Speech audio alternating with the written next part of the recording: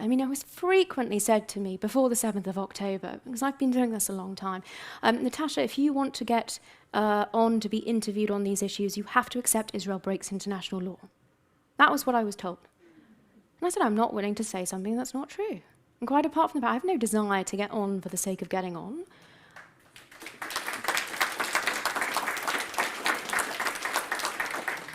Thank you, but the only reason I would conduct myself in this crazy fashion and put myself in these positions is to get this message through. A message that they seem to be entirely unwilling, and they still are, entirely unwilling to hear, to countenance. But it needs to be delivered, and it needs to be delivered robustly. Well, good evening. Thank you so much. It really is a pleasure to be back in Norway. I'm sorry it's taken me so long to return. And also, I'm sorry my Norwegian hasn't improved in the interim. So thank you very much for bearing with me again as I'm speaking to you in English.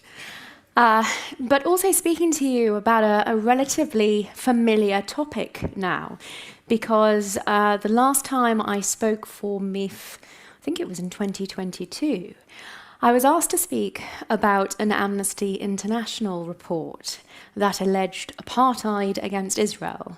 And I believe this talk is still online.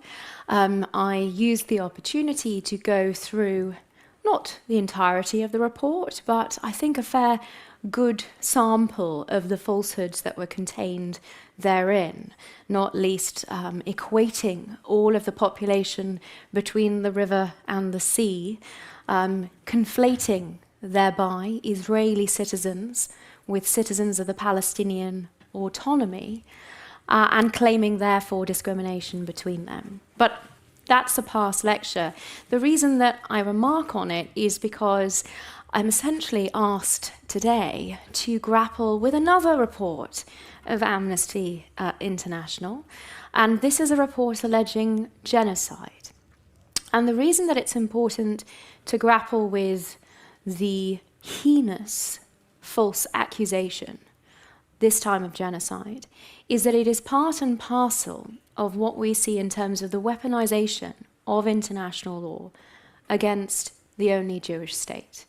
And I think the reason that this should be of deep concern, not just to MIF membership, Mit Israel für Fred, I get that you all support the state of Israel, but it needs to be absolutely top priority for all of those who might not actually care very much about Israel, but do care about rule of law and care about Western civilization and Western liberal values, which are ultimately under threat by the same processes and the same actors that are weaponizing international law against Israel.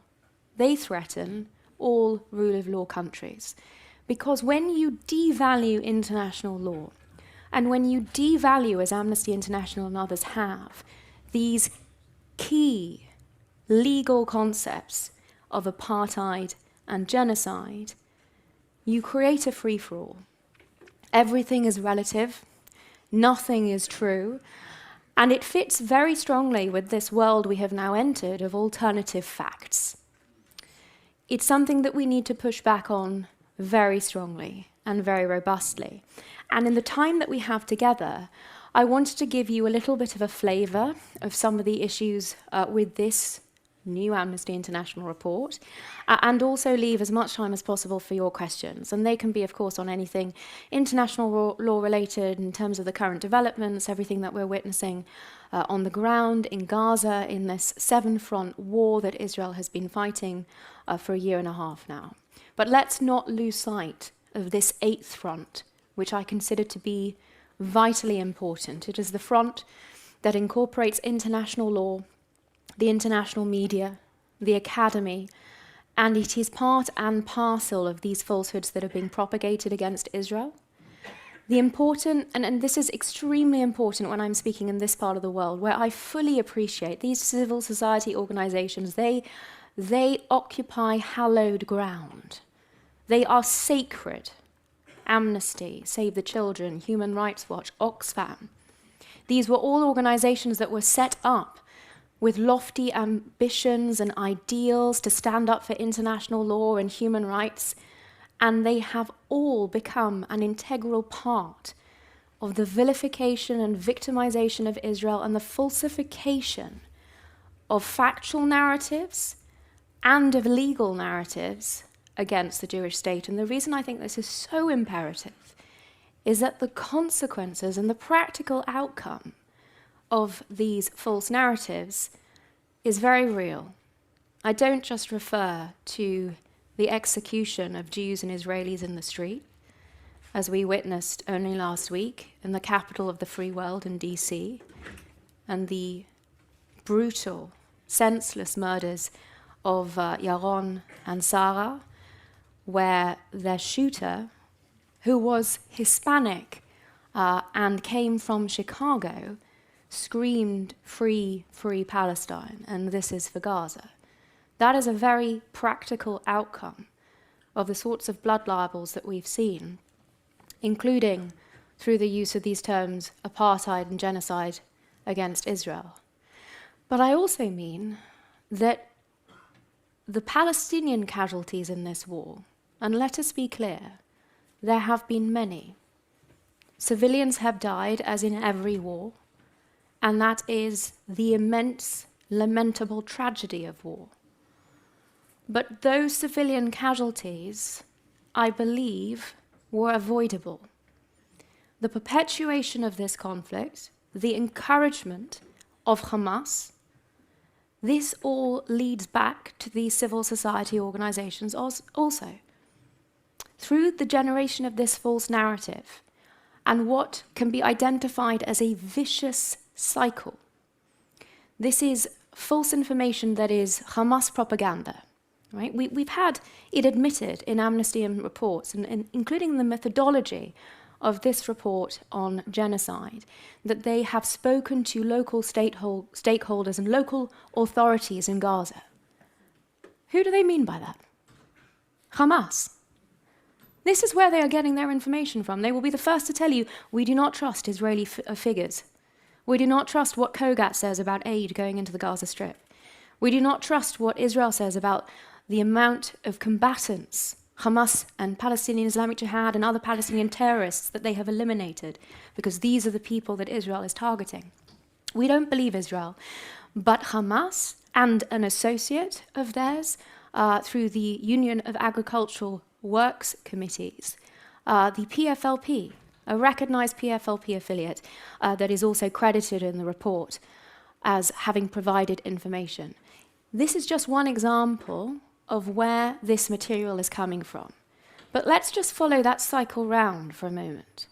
This information, this propaganda that comes from Hamas, that is reported by NGOs and their partners on the ground. Amnesty is not alone in this. That is then recycled into the reports of UN special human rights rapporteurs. I think you all know who I mean.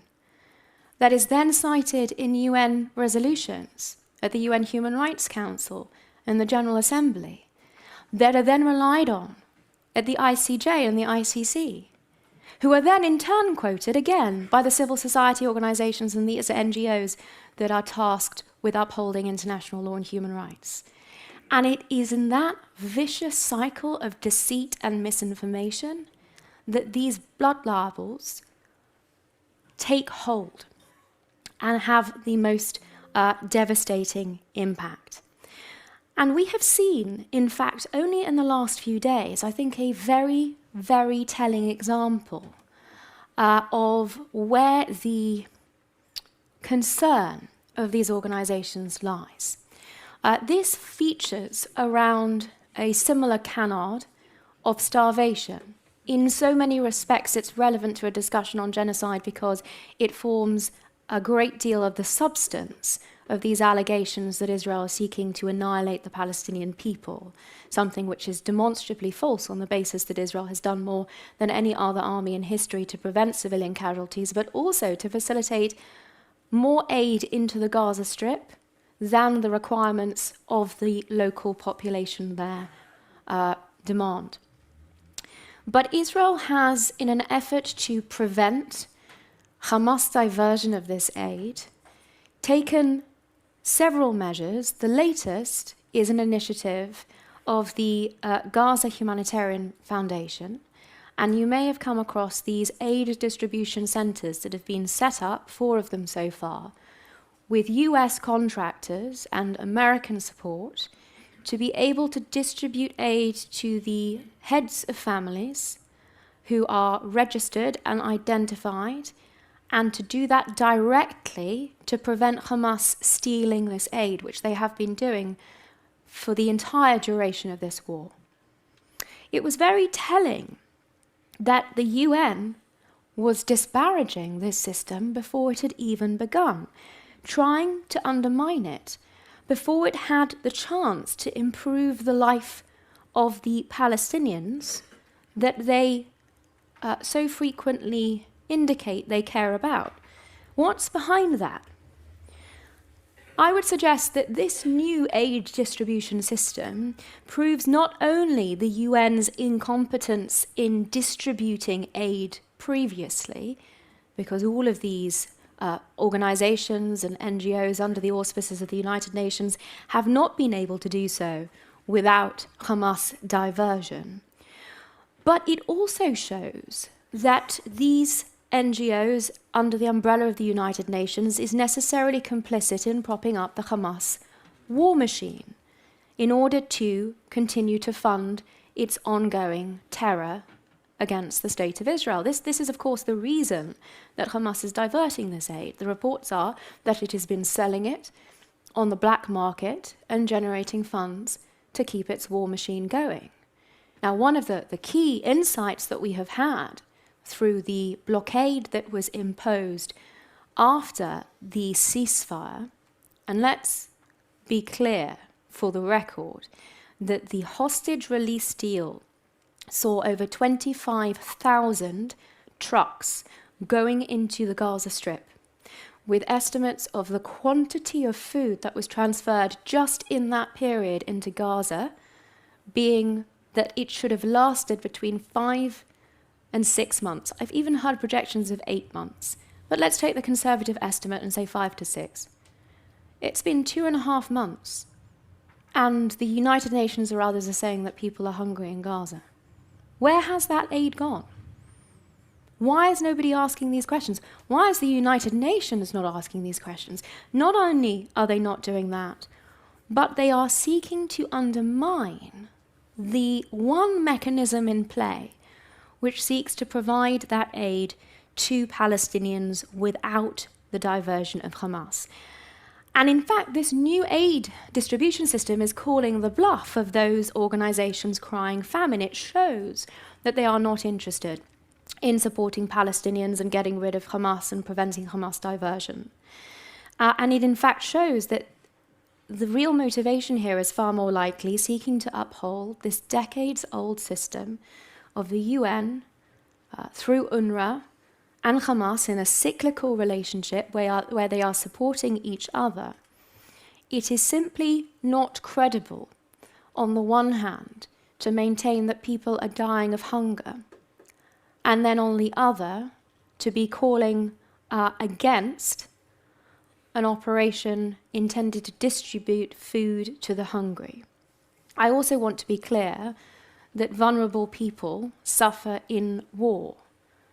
That is why it is so abhorrent that Hamas seeks to perpetuate this war and the suffering of civilians, rather than returning the hostages and laying down its arms so that this war could be over today.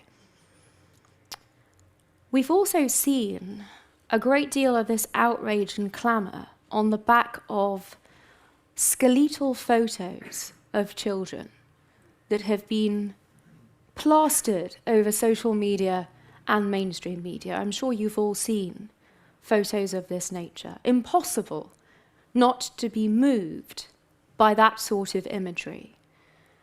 I wonder how many of you have also noted the mothers of these children and how remarkably well fed they look. Now, I've never met a mother who would eat before her starving child. So something doesn't quite make sense here.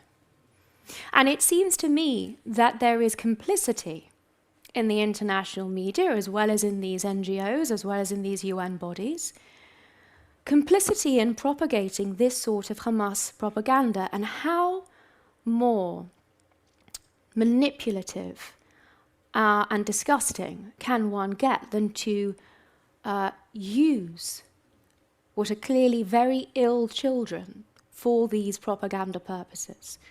To a point, they have been identified as having serious underlying health conditions which have occasioned their very distressing condition. That is not because of a shortage of food in Gaza. That is certainly not because of any shortage of food in Gaza arising from Israeli actions.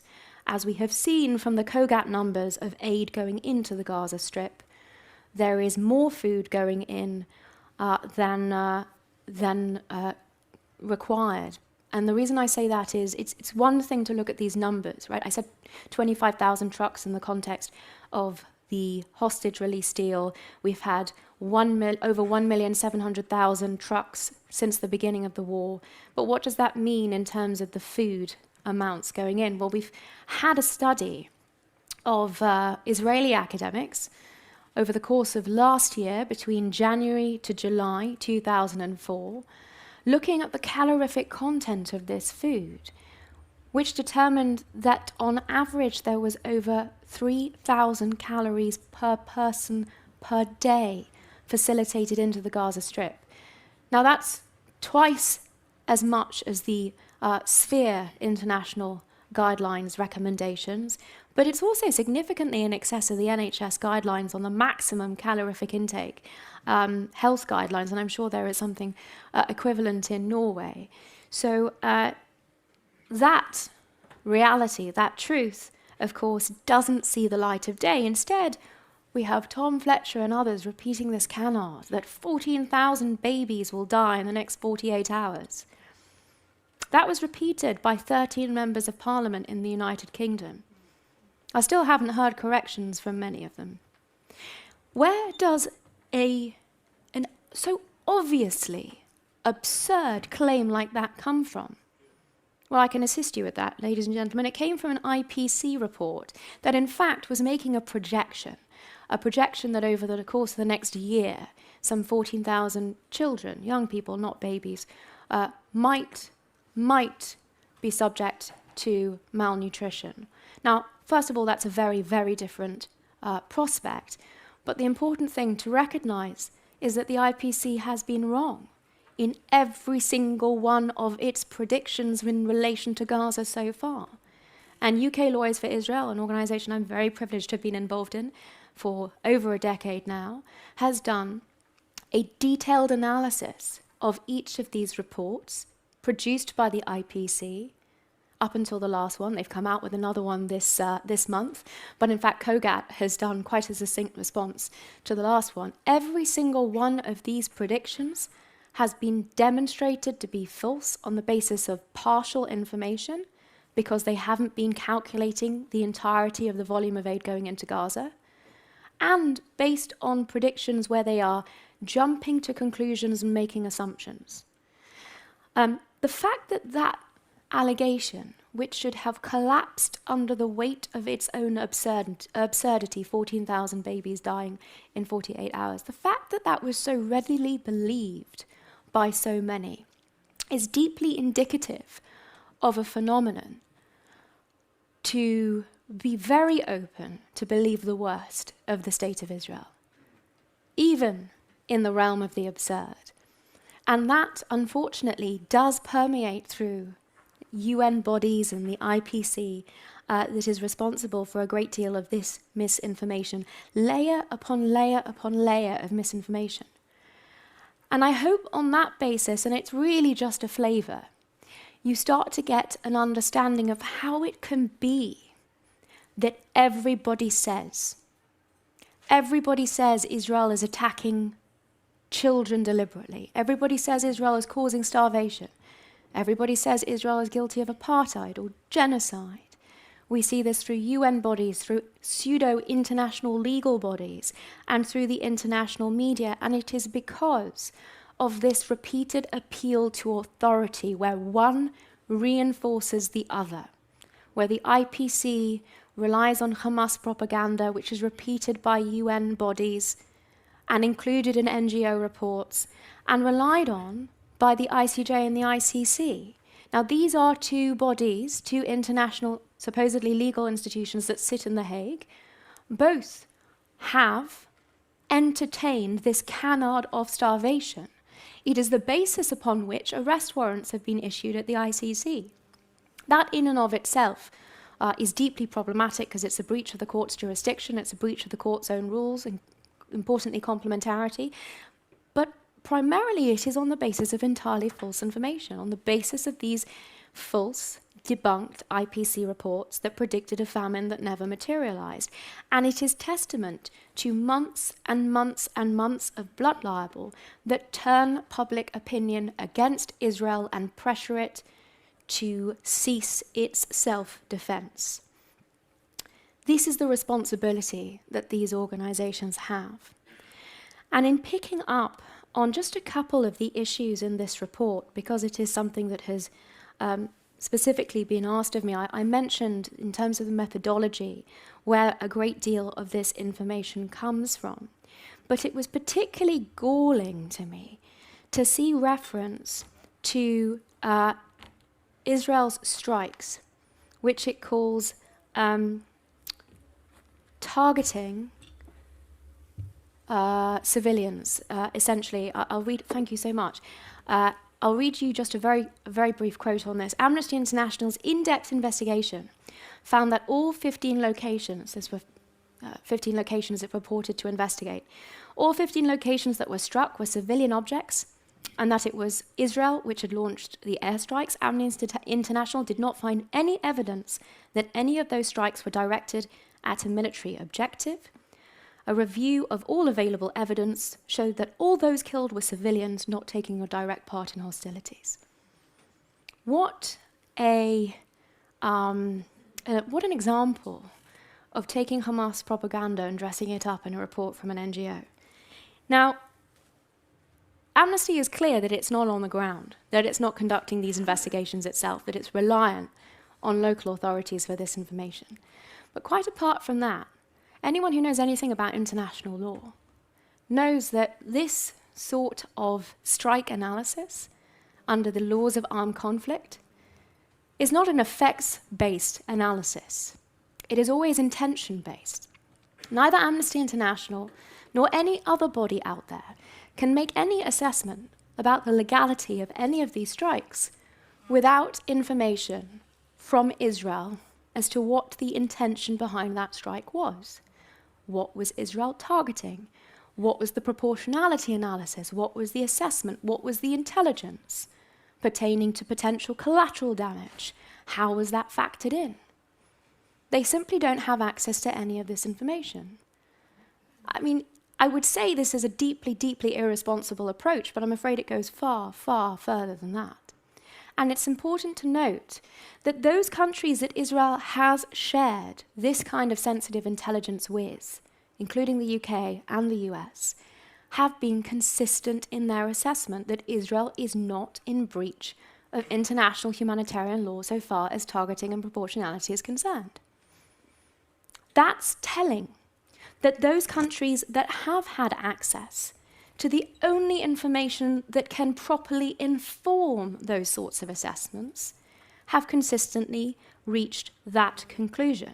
And as I say, this has been consistent throughout the war. The other aspect of this report, which it behoves me to pick up, is this attempt to rewrite international law, because even Amnesty seems to accept that even their false factual narrative doesn't quite fit the definition of genocide. Genocide is defined in the Convention on the Punishment and Prevention of Genocide, and the key element of this crime is intention.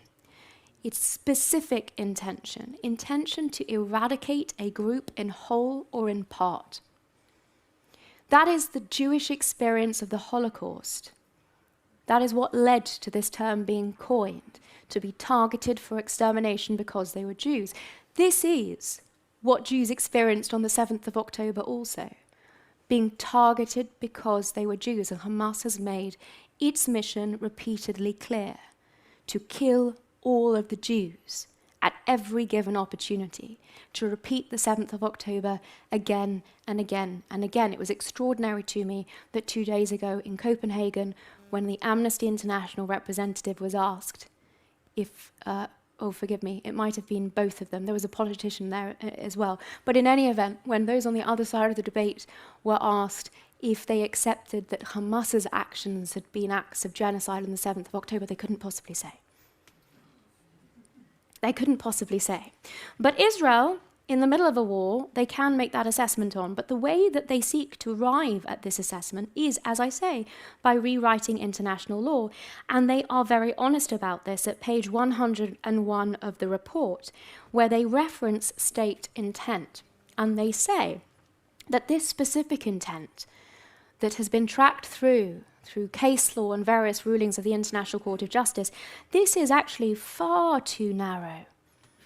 And we need to broaden it out. We need, Amnesty International, it says, considers this as an overly cramped interpretation of international jurisprudence and one that would effectively preclude a finding of genocide in the context of armed conflict. That's what they say, and therefore they seek to rewrite the law.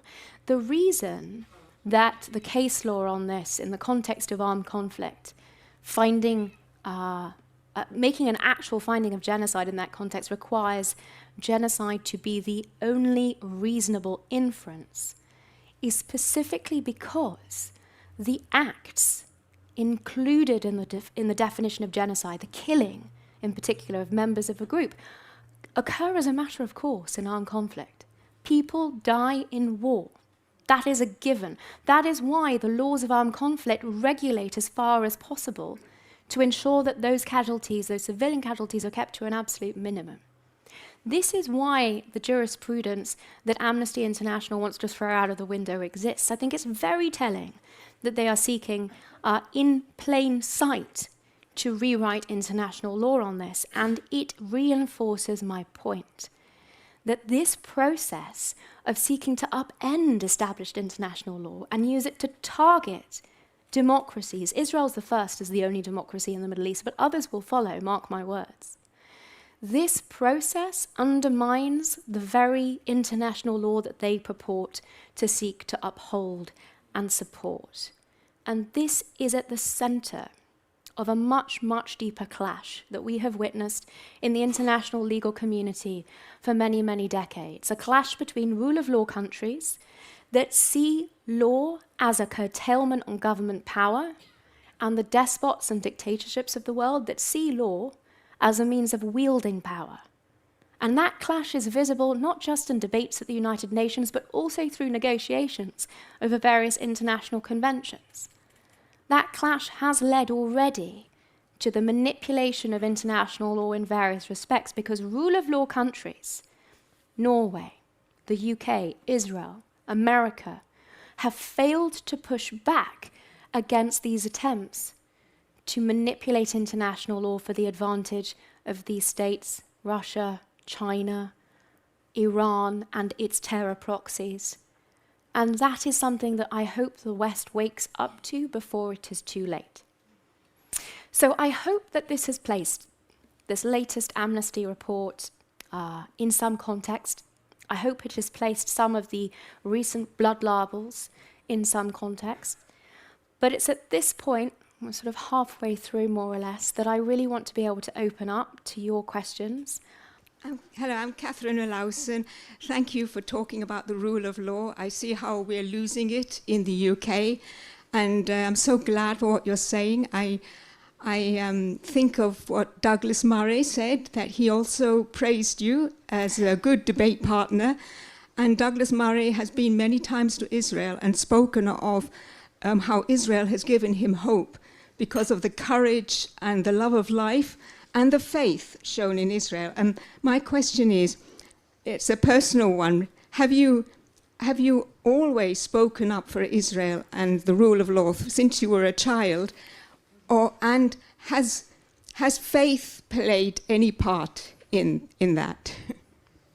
So I'm sorry to disappoint if I say that faith hasn't played a part, but I have, so hopefully there's a no and a yes there. I I have had the privilege, I would say, of certainly advocating, not always for the rule of law, because that for me came somewhat later in life through my legal education and now my professional responsibilities. You know, as a barrister, we do have professional duties to uphold the rule of law, and I take those very seriously, and it's one of the key motivating factors in dealing with this topic and seeking to push back against the weaponization of international law. But I would say that my advocacy for the truth here started about 25 years ago. And I was very young. And in fact, it was Amnesty International that triggered that for me. I was 11, and there was a letter-writing campaign advocating an arms embargo on Israel. And I wrote my own postcard, congratulating the relevant minister in the UK on the close trading relationship between Israel and the United Kingdom, that it was important to support such a key ally, the only democracy in the Middle East. I was 11. I handed it in to the sixth form girl who was 18, who was running the Amnesty International Club, and she said, "We can't send this." I said, "Why?" She said, "You have to copy the text off the board."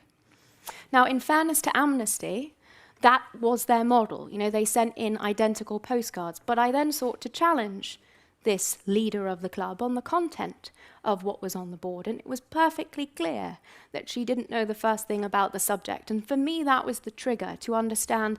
I came with a very privileged position of having traveled in Israel regularly, even up until that point. So I knew that what was being said about this country in a very nice school in the centre of London was totally false.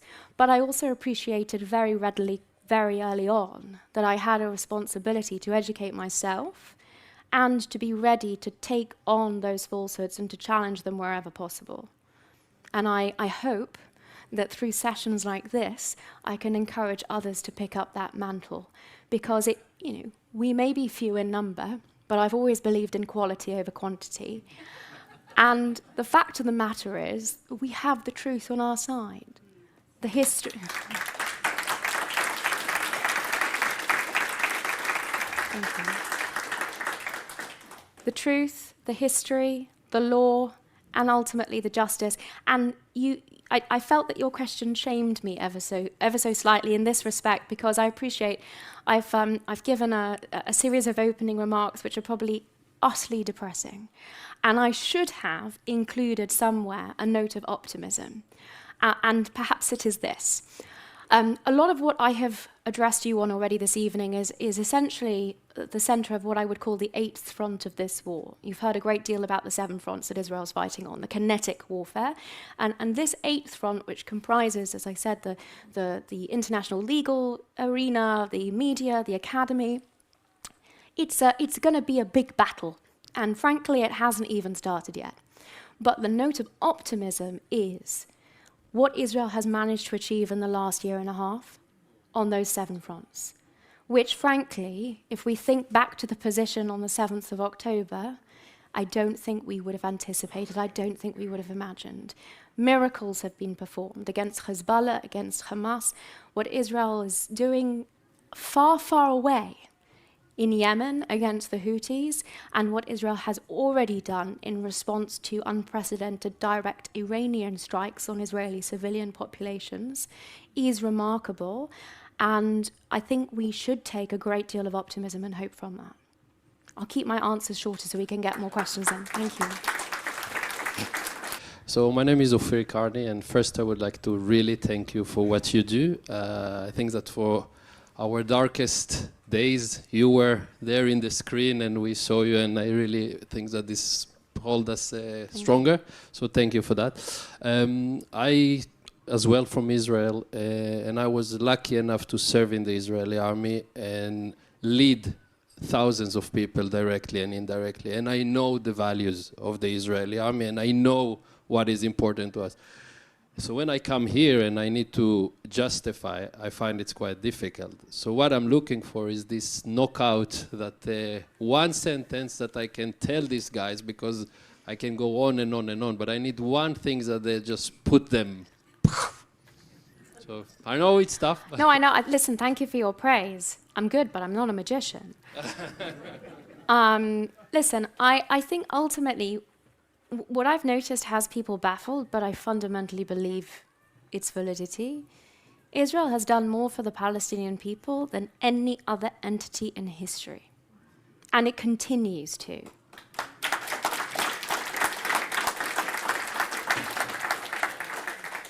These are people that have been subjugated, that have been used as political pawns in this continued war of annihilation against the Jewish state. And throughout the history of the State of Israel, and I don't just mean the Palestinian Arabs that stayed in Israel and that are now the only free Arabs in the Middle East and enjoy full citizen rights as Israeli citizens, vote in the Knesset, serve in the Knesset, even some of them calling for the destruction of the very state that they're supposed to be serving. But that's the, the incredible value of Israeli democracy. But also the Palestinians in the West Bank that are continually supported by the State of Israel. Why is there no Hamas takeover in the West Bank in the way that they took over the Gaza Strip? It's thanks to Israeli security cooperation. It's in fact only when Israel has come under unrelenting international pressure that the position for the Palestinians has worsened, as we have seen with the Hamas takeover of the Gaza Strip, and of course with this war being dragged out. I'm glad that you brought up service in the Israeli army. I've spoken to many friends of mine that have been serving in Gaza, and when I've asked them, how's the war going, often the refrain has been, not bad, considering we're fighting with both hands tied behind our back. So my question has been, why? Why are these soldiers fighting with both hands tied behind their back? And the answer to that really has been this Eighth Front and the international pressure, the unrelenting international pressure on Israel to cease her self-defense and to fight this war with both hands tied behind her back. And I think the importance, and I know this is longer than the sentence that you asked for, but we had the top line sentence and now we've got the explanation for it. The ultimate issue here is that what the international community has done, and we've seen it, prime example in the statement released by the United Kingdom, France and Canada recently, which Hamas welcomed. If you are a Western leader and you say something that Hamas thanks you for, you better check yourself. Statements like that, unrelenting, unsubstantiated, unmerited criticism of the State of Israel, which has encouraged Hamas to continue this war, as opposed to giving up its arms and returning the hostages and ending this and the suffering for the vulnerable in Gaza. This all stems from this misinformation and on this Eighth Front. And I think the only way to grapple with it, I mean, it was frequently said to me before the 7th of October, because I've been doing this a long time, Natasha, if you want to get on to be interviewed on these issues, you have to accept Israel breaks international law. That was what I was told. And I said, I'm not willing to say something that's not true. And quite apart from that, I have no desire to get on for the sake of getting on.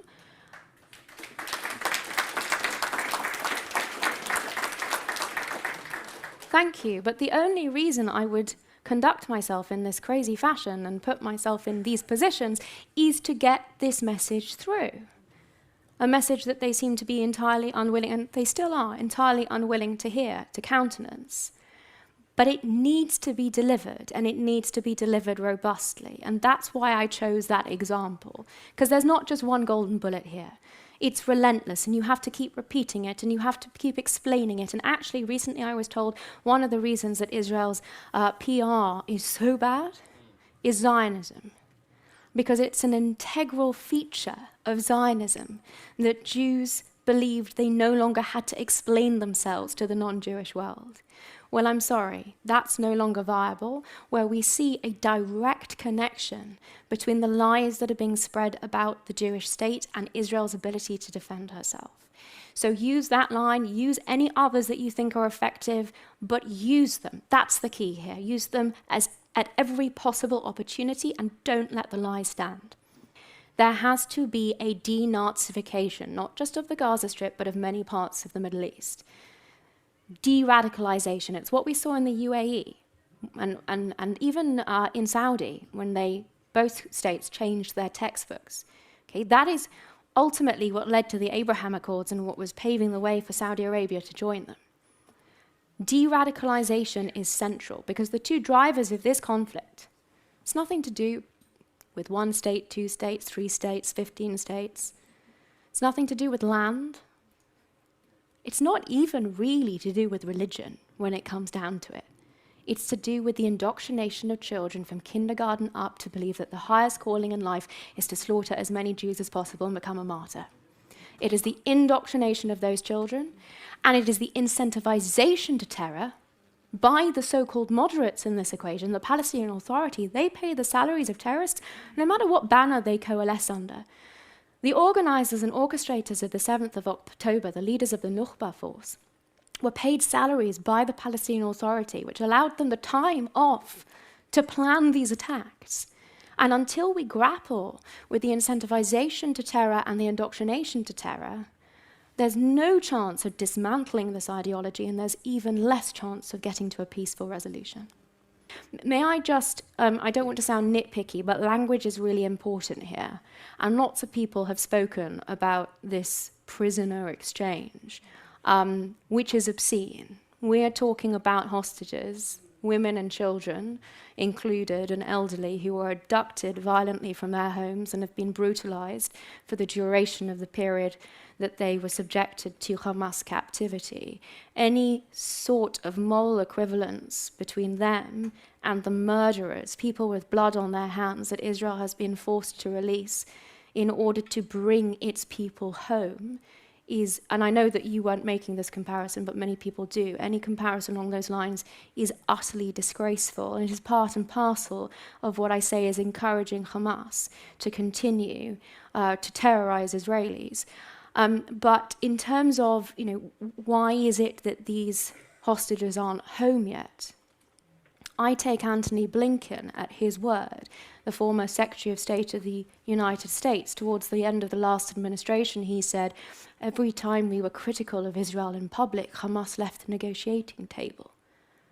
At least he had, an ounce of credibility, of integrity left to acknowledge the damage that the American administration had done in articulating such disgraceful, unjustified criticism of Israel, in prolonging this conflict, in prolonging the suffering of Palestinians in Gaza and the suffering of the hostages, whom Hamas has no incentive to return if the Americans are suggesting Israel is at fault here. Let us be clear who started this war, who is continuing this war, who could end this war today if they so chose. Why the international community has lost every sense of moral compass in this exercise is somewhat beyond me, despite the psychological analysis that we were engaging in earlier. I still find it impossible to understand, but the effects of it are clear, and the effects of it are to continue suffering on both sides. There, I use that awful phrase, but here it's relevant, and that has to be called out. I completely understand, the difficulties. I share them in having to push back against this tsunami of hate. But it is so important because of the impact, the very practical impact that this misinformation and these appalling equivalencies are having. And that includes the fact that, that 58 hostages, some alive, some dead, remain in Gaza over a year and a half later. And Israel is between a rock and a hard place.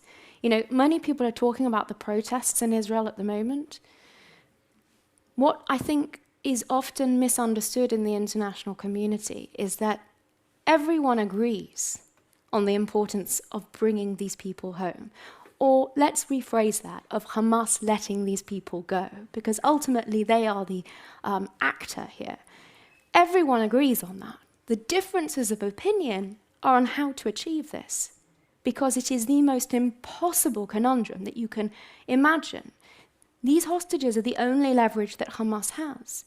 The only thing that will entreat them to give them up is unrelenting military pressure. And that is what Israel has been restrained from being able to impose on these terrorists.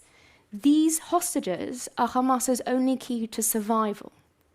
And until they recognize that survival is no longer an option, they will continue to hold on to them.